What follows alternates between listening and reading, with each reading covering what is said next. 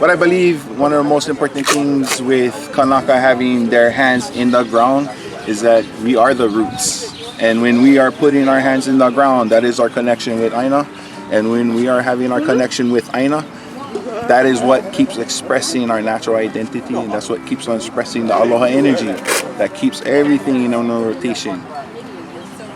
I'm grateful for everybody that will be coming out to Iolani Palace and being able to support the movement and getting things back in its right place.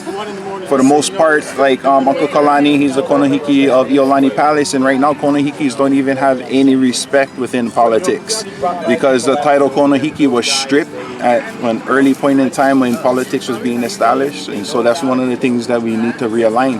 Is basically the natural identities that pertain to the natural things that we're supposed to do on the land.